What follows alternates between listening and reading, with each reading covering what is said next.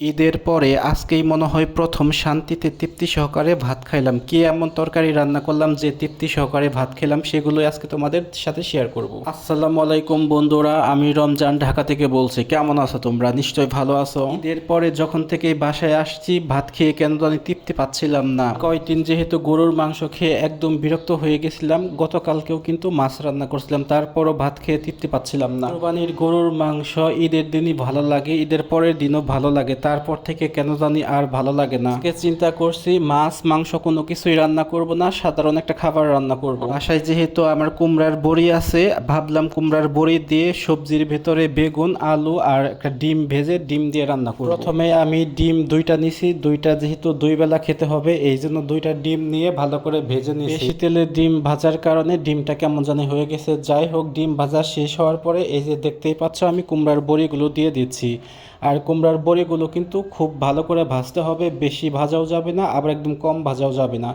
বেশি যদি ভেজে ফেলি তাহলে কিন্তু কুমড়ার বড়িটা খেতে তিতা লাগবে, তরকারিটা তিতা লাগবে, আর কম ভাজলে কিন্তু একটা গন্ধ আসবে। যারা কুমড়ার বড়ি রান্না করেন অবশ্যই কুমড়ার বড়ি ভাজার সময় একটু খেয়াল করে ভাজতে হবে, যাতে বেশি ভাজা না হয় কম ভাজাও না হয়। আর আমার মতো কুমড়ার বড়ি পছন্দ করো কে কে অবশ্যই কমেন্টে কিন্তু জানিয়ে যাবা। কুমড়ার বড়ি কিন্তু আমার খুবই একটা প্রিয় একটা জিনিস। বড়িগুলো ভাজা শেষ হয়ে গেছে, বড়িগুলো আমি তুলে নিয়েছি। তুলে নেওয়ার পরে আবার একটু তেল দিয়ে ফোড়ন দিছি, ফোড়ন দিয়ে দেখো পেঁয়াজগুলো ছেড়ে দিছি। আর আমি রান্না করার সময় মশলা টশলা সবকিছু একসাথে একটা বাটির মধ্যে নিয়ে নেই, না হলে একটু ঝামেলা লাগে আমার কাছে একটা একটা করে দিতে। পেঁয়াজগুলো যখন ব্রাউন করে ভাজা হয়ে যাবে তখন এই মশলাগুলো সব কয়টা ছেড়ে দিলাম। আর দেখো মশলাগুলো কষাইতে, মশলা কষানোর সাথে সাথে বড়িগুলো দিয়ে দিতে হবে, বড়ির সাথে একসাথে মশলা কষাইতে হবে, না হলে কিন্তু বড়িগুলো সিদ্ধ হবে না। বড়িগুলো অনেক শক্ত থাকে, এই জন্য মশলা কষানোর সময় চুলার হিটটা আস্তে করে দিতে হবে, যাতে আস্তে আস্তে মশলাও কষানো হয় আর বড়িটাও জানিয়ে সিদ্ধ হয়। দেখি বড়িগুলো ভাজার পরে একদম তরকারি রান্নার শেষের দিকে বড়িগুলো ছেড়ে দেয়, আমি বুঝি না কিভাবে সিদ্ধ হয় সেগুলো।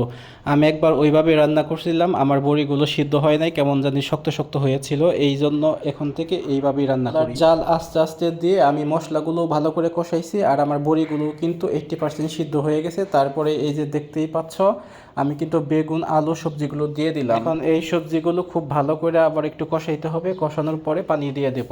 আর এই তরকারিটা কিন্তু অনেক মজা হয়েছে। খাওয়া দাওয়ার পরেই তারপরে ভয়েস দিতে বসছি, আর আজকে তৃপ্তি সহকারে খাইছি। মাছ মাংস আমার কাছে মনে হয়েছে এটার কাছে কোনো কিছুই না। আজকে তুলনামূলকভাবে তরকারি রান্না করার সময় মশলা কম ব্যবহার করছি। কয়দিন গরুর মাংস খাইতে খাইতে মনে হয়েছিল মনে হয় এটার মতো বেশি মশলা ব্যবহার করলে মনে হয় গরুর মাংসের মতোই হয়ে যাবে। আর এই দিকে দেখো এত পরিমাণে গরম পড়ছে কি বলবো। দেখো একটু পর পরে রুমে চলে আসতেছি, আবার কিচেন রুমে যাইতেছি। কিচেন রুমে গেলে শরীর টরিল ঘেমে যাইতেছে, আবার রুমে এসে শরীর ঠান্ডা করতেছি। রান্না করার সময় ফোন দিয়ে ভিডিও ক্লিপ নিতেছিলাম, আমার ফোন এত পরিমাণে গরম হচ্ছে, আমার কিচেন রুমে ঢুকলে আমার ফোন গরম হয়ে যাচ্ছে, এই জন্য ভিডিওগুলো কেমন জানি হয়ে যাচ্ছিল। তাহলে বুঝো কি পরিমাণে গরম পড়ছিল আজকে দুপুরবেলা। দেখো অলরেডি কিন্তু আমার তরকারিতে বলক উঠে যাচ্ছে, এই জন্য লাস্টের দিকে একদম ইজি ডিমগুলো ছেড়ে দিলাম। আমি যেহেতু দুইটা ডিম নিয়েছিলাম, দুইটা ডিম নিয়ে 3টা পিস করছিলাম, আর 3 পিস এখন ছেড়ে দিলাম। আর গাইস, যদি ভিডিওটা ভালো লাগে অবশ্যই একটা লাইক কমেন্ট আর একটা শেয়ার করে দিও।